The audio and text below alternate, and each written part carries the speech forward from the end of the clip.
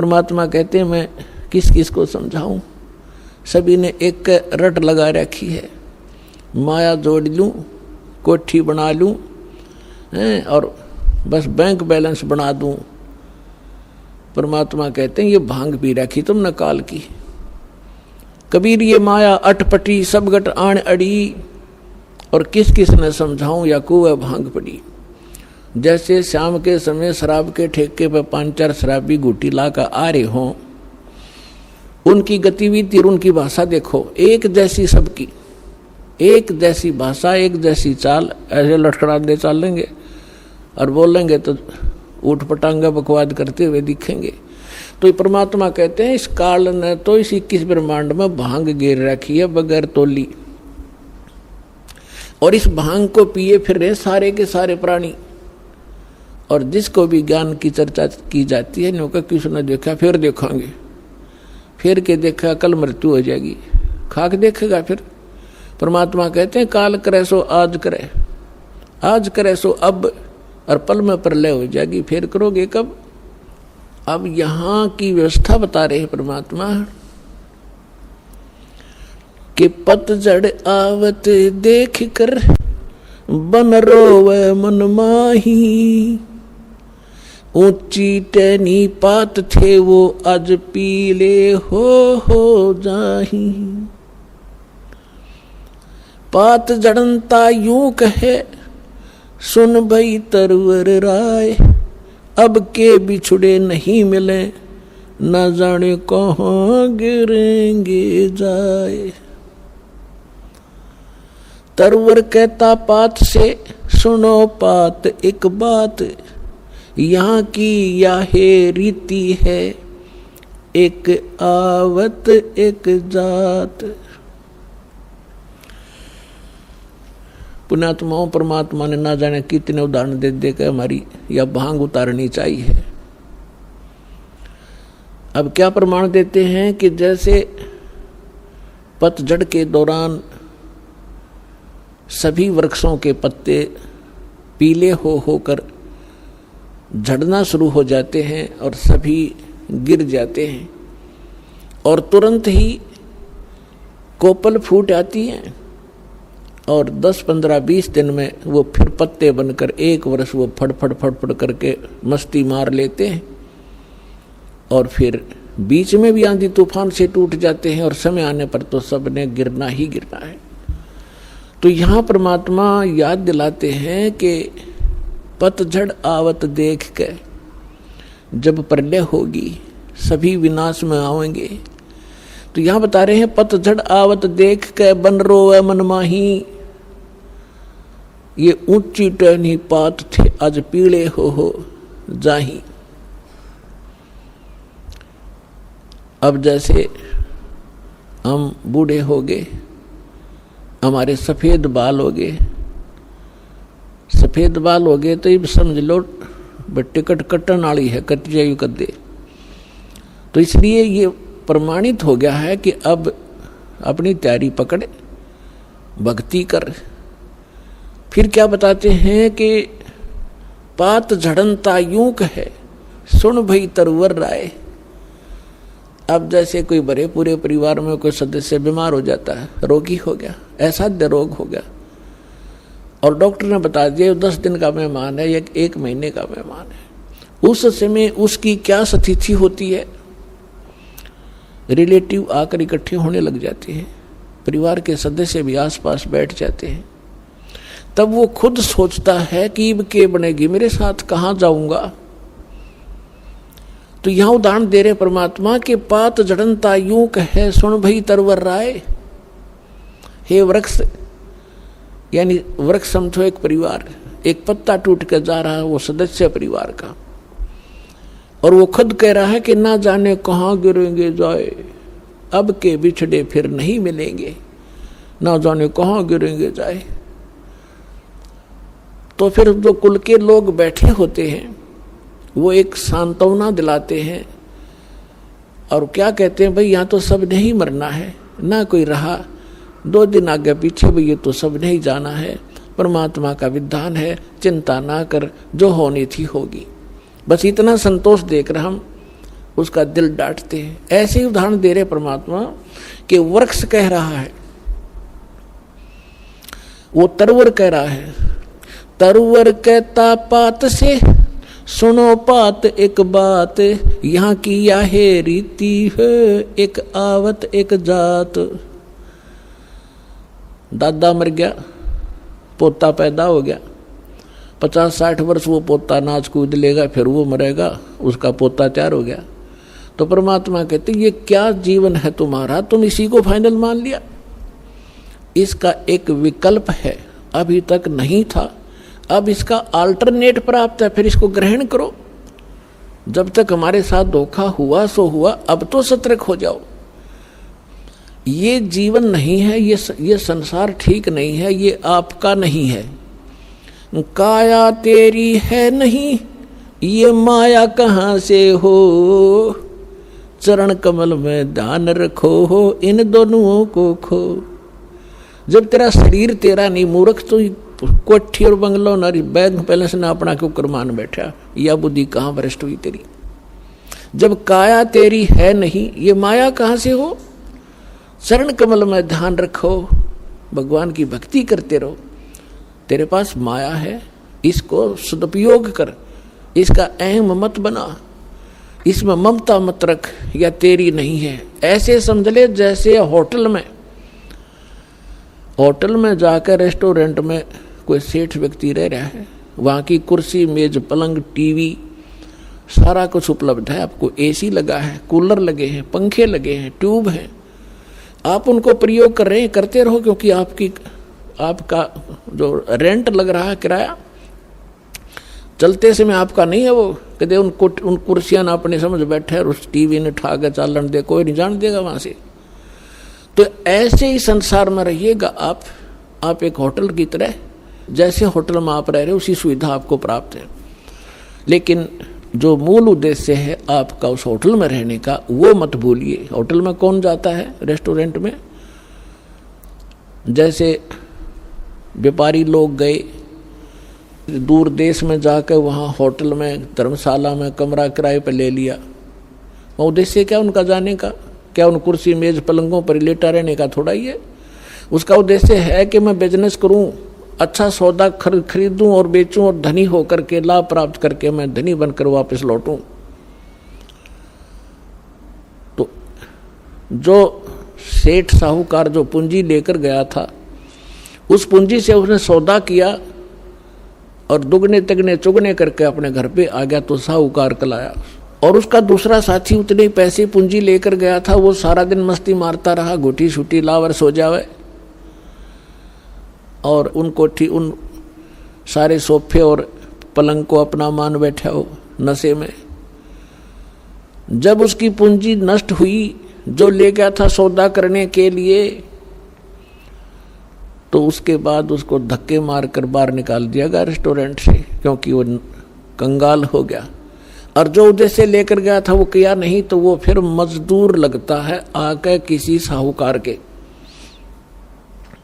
इसके विषय में परमात्मा हमें याद दिलाते हैं, ये सौदा फिर नहीं संतो, यो सौदा फिर नहीं, ये सौदा फिर नहीं रे संतो, यो सौदा फिर नहीं। लोहे जैसा ताव जात है, लोहे जैसा ताव जात है, काया दे सराही रे संतो, यो सौदा फिर नहीं। 3 लोक और भवन चतुर्दश, 3 लोक और भवन चतुर्दश, सब जग सौदे आही रे संतो, यो सौदा फिर नाही, ये सौदा फिर नाही रे संतो, यो सौदा फिर नाही। दुगने तिगने किए चौगने, दुगने तिगने किए चौगने, और किन्हू मूल गवाई रे संतो, यो सौदा फिर नाही, यो सौदा फिर नाही रे संतो, यो सौदा फिर नाही। यो तुम टूटे पिंडा फूटे, ये दम टूटे पिंडा फूटे, हो लेखा दरगाह माही रे संतो, यो सौदा फिर नाही। ये सौदा फिर नाही रे संतो यो सौदा फिर नाही। जा दिन की मोए डरनी लागे, जा दिन की मोए डरनी लागे, लज्जा रे अकनाही रे संतो यो सौदा फिर नाही। यो सौदा फिर नाही रे संतो यो सौदा फिर नाही। फिर बताते हैं कि कुल परिवार तेरा सकल कबीला, पुर कुल परिवार तेरा सकल कबीला, मसलत एक ठराही रे संतो यो सौदा फिर नाही। बांध पिंजड़ी आगे धर लिया, बांध पिंजड़ी आगे धर लिया, फिर मरहट में ले जाई रे संतो यो सौदा फिर नाही। यो सौदा फिर नाही रे संतो यो सौदा फिर नाही। अग्नि लगा दिया जद लंबा, अग्नि लगा दिया जद लंबा, फूक दिया उस ठाई रे संतो यो सौदा फिर नाही। यो सौदा फिर नाही रे संतो यो सौदा फिर नाही। प्राण बांध फिर पंडित आए, पीछे गरुड़ पढ़ाई रे संतो यो सौदा फिर नाही। यो सौदा फिर नाही रे संतो ये सौदा फिर नाही। प्रेत शिला पे जा बिराजे, प्रेत शिला पे जा बिराजे, पितरों पिंड बराई रे संतो यो सौदा फिर नाही। यो सौदा फिर नाही रे संतो यो सौदा फिर नाही। बहुर श्राद्ध खान को आए, बहुर श्राद्ध खान को आए, काग भयो कुलमाई रे संतो यो सौदा फिर नाही। यो सौदा फिर नाही रे संतो यो सौदा फिर नाही। नरसेती तू पशुआ की जय, नरसेती तू पशुआ की जय, गद्दा बैल बनाई रे संतो यो सौदा फिर नाही।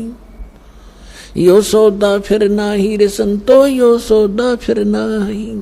ये 56 भोग कहाँ मन बोरे, 56 भोग कहाँ मन बोरे, कित कुरडी चरणे जाई रे संतो यो सौदा फिर नाही। यो सौदा फिर नाही रे संतो यो सौदा फिर नाही। जय सतगुरु की संगत करते, जय सतगुरु की संगत करते, यो सकल कर्म कट जाई रे संतो यो सौदा फिर नाही। यो सौदा फिर नाही रे संतो यो सौदा फिर नाही। अमरपुरी पर आसन होते, अमरपुरी पर आसन होते, जहां धूप न छाई रे संतो यो सौदा फिर नाही। यो सौदा फिर नाही रे संतो यो सौदा फिर नाही। अपने आत्माओं, इस वचन में अमृतवाणी के अंदर आदरणीय गरीबदास साहिब जी ने परमात्मा की महिमा और इस जीव की दशा बताई है। जैसा भी आपको एग्जाम्पल दिया था कि एक 2 साहूकार पैसे लेकर गए थे उद्देश्य बिजनेस बढ़ाने के लिए, एक ने उद्देश्य पूरा किया, एक ने घुट्टी लाई सो गया। जिसने दोगुने तेगने कर लिए वो तो सेठ बन गया, और जिसने घुट्टी लाई बकवाद करी घड़ी वो टोटे माँ के मजदूर लगा। तो यहाँ बताते हैं कि लोहे जैसा ताव जात है ये काया दे सराही। अब जैसे कारीगर होता है, लोहे को गर्म करता है ऐरन में, उसको खूब गर्म कर देता है, और उस गर्म रहते ही उसके ऊपर वो चोट लगाता है या किसी मोल्ड में डाल देता है, तो जिस उद्देश्य के लिए वो गर्म किया था तो वो सफलता प्राप्त कर लेता। जब गर्मा गर्म पर कर गया था, और जब वो जरा सा ठंडा हो गया, फिर चाहे सारे गन्ने जाड़ ले, वह चीज नहीं बनेगी, बांगा टेढ़ा हो जाएगा। तो यहाँ बताते हैं कि लोहे जैसा ताव जात है, ये मनुष्य जीवन आपका है। जब तक ये मनुष्य जीवन है आपका लोहा गर्म है, और इस गर्म लोहे पर ये चोट लागी राम नाम की सत्संग की, तो आपका उद्देश्य पूरा हो जाएगा जिसके लिए मनुष्य शरीर मिला था। और ये हो गया ठंडा, इसको देंगे फूक, फिर बनेगा गधा। या सुंदर शरीर रहा नहीं, बांगा टेढ़ा मुंह हो गया, कोई गधे का, कोई बंदर का, कोई कुत्ते का, कोई धूम लगाए फिर रहे होंगे हम। तो इन कष्टों को याद दिलाया जाता है, इसके साथ साथ इसका एक समाधान भी इसमें बताया जाएगा। क्या बताते हैं? 3 लोक और भवन चतुर्दश, ये 14 लोक और 3 लोक 14 भवन के सब अपना वर्क डन किया हुआ प्राप्त कर रहे हैं। सब सौदे के लिए ही ये आते हैं, यहाँ पर सौदा करके जाते हैं। जो जैसा कर्म करता है वैसा ही फल इनको यह मिल जाता है। 3 लोक और भवन चतुर्दश सब जग सौदे आही, और दोगुने तिगुने करे चौगुने किन्हु मूल गवाई। ये मनुष्य जीवन के श्वास आपकी मूल धन है, ये मूल पूंजी है।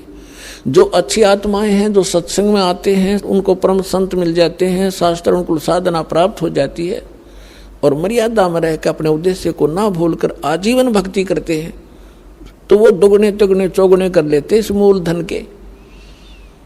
और जो केवल सारा दिन राजनीति में गुटी सुटी लाई ताश खेले बकवाद घड़ी पेट भरने के लिए धंधे में लागे रहे, बस उसी को फाइनल मान लिया, तो कहते उन्होंने मूल गंवा दिया, वो मूल धन नष्ट कर दिया, मनुष्य जीवन को बर्बाद कर दिया। उसके बाद फिर क्या होगा?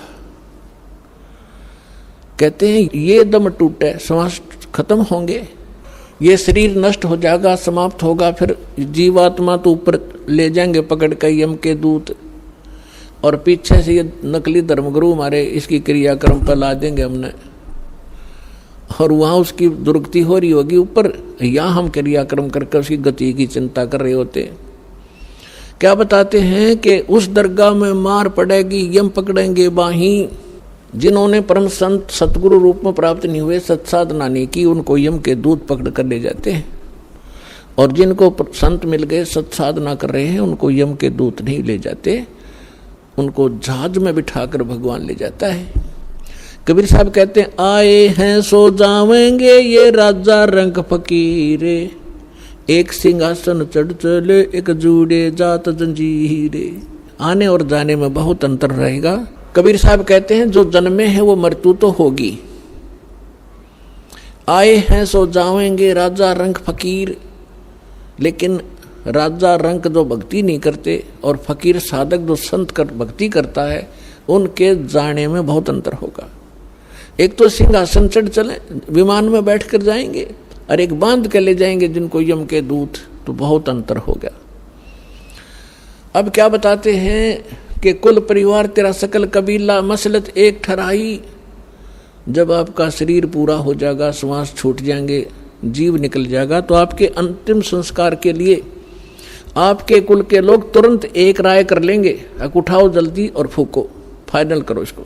कुल परिवार तेरा सकल कबीला मसलत एक ठहराई, सब ने एक सलाह बना ली, और बांध पिंजड़ी आगे धर लिया मरघट में ले जाई। अग्नि लगा दिया जद लंबा फूक दिया उस ठाई। अब शरीर का तो कर दिया काम। अब क्या शुरुआत की? गुरुजी आए, कहते हैं पुराण उठा के, फिर पंडित आए, कहते गुरु पुराण का पाठ कराओ इसका। परमात्मा कहते हैं जीव चला गया, माटी फूक दी, अब क्या रहेगा तुम्हारे पल्ले? अब गुरुड़ पुराण का पाठ कराते हो, उसको कौन सुनेगा? थारे गुरुड़ पुराण ने। और क्या लिखा उस गुरुड़ पुराण के अंदर? गुरुड़ पुराण को अगर पढ़ाना था तो उसके जीते जी पढ़ाना चाहिए था।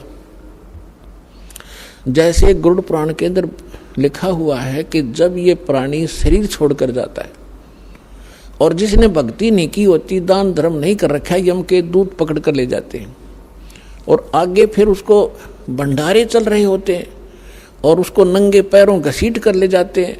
उसको भूख लगी है, प्यास लगी है, और वो देखता है सामने, और यमदूतों से कहता है मुझे खाना खा लेने दो।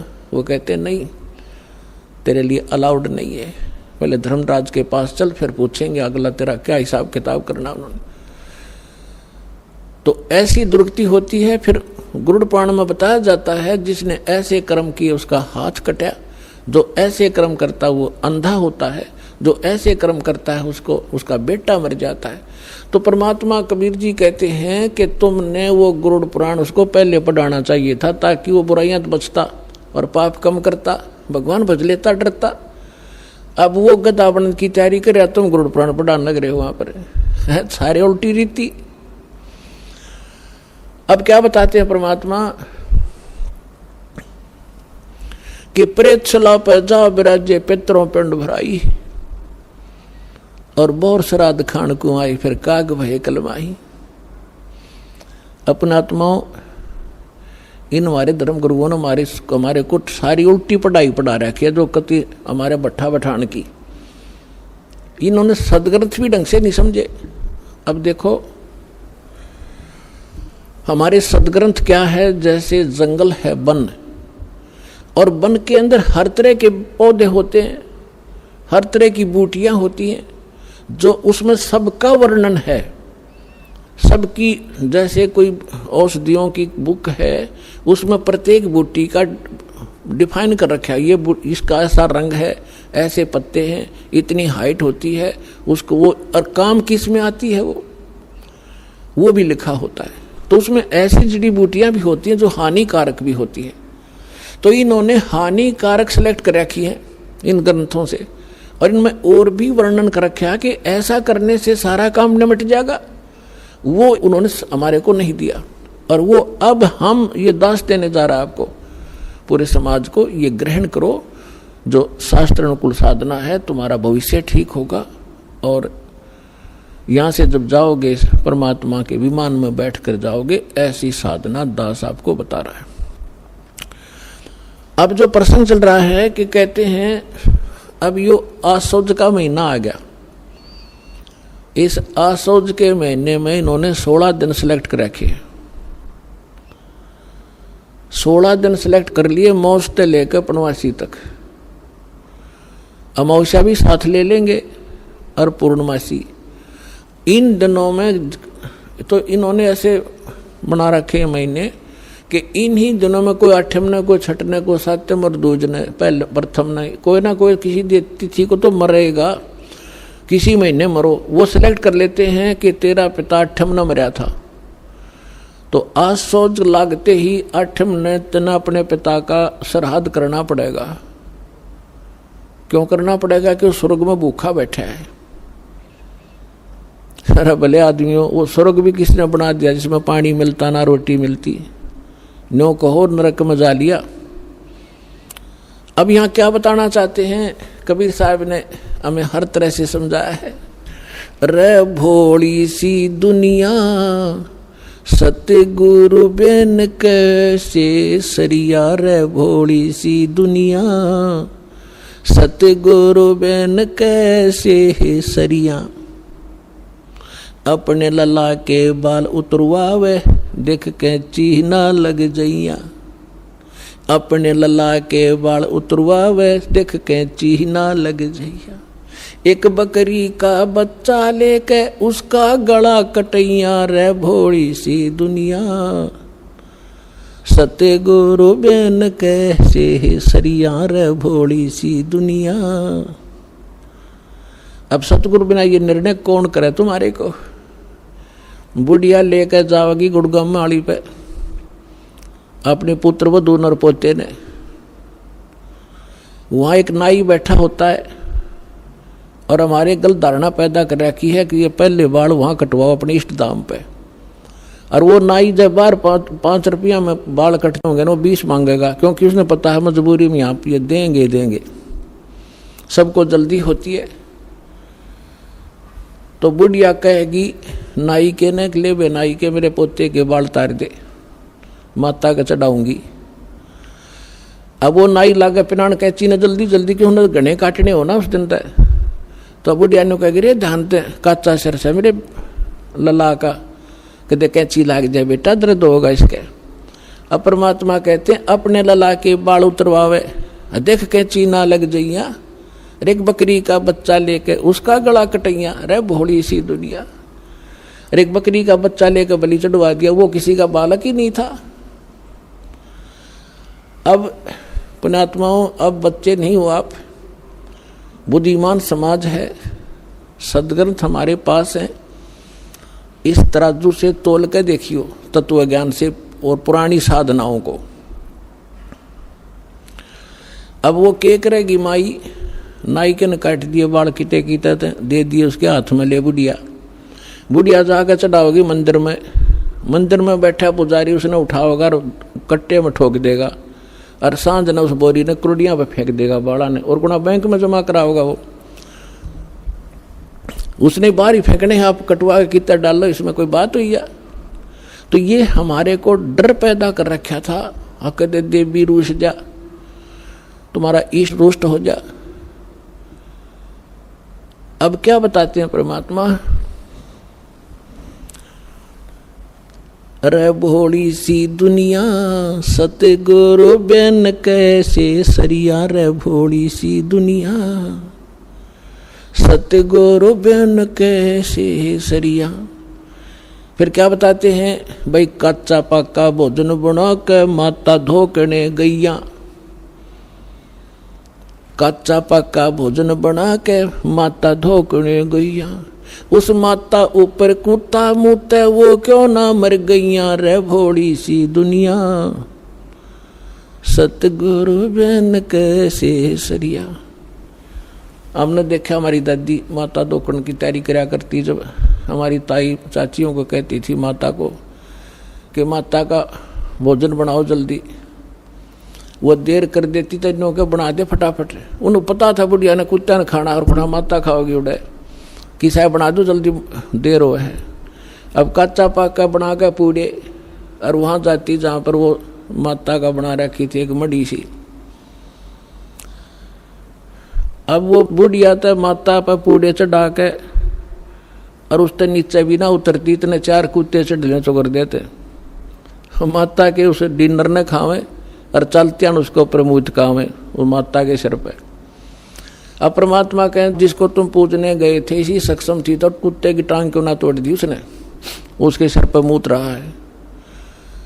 तो पुण्यात्माओं, ये जो साधनाएं हम किया करते थे आज हमें हंसी आवे है और रोना आ रहा है कि हमारे पूर्वज नाश कर गए अपने जीवन का इन मूर्खों के बहकाए हुए।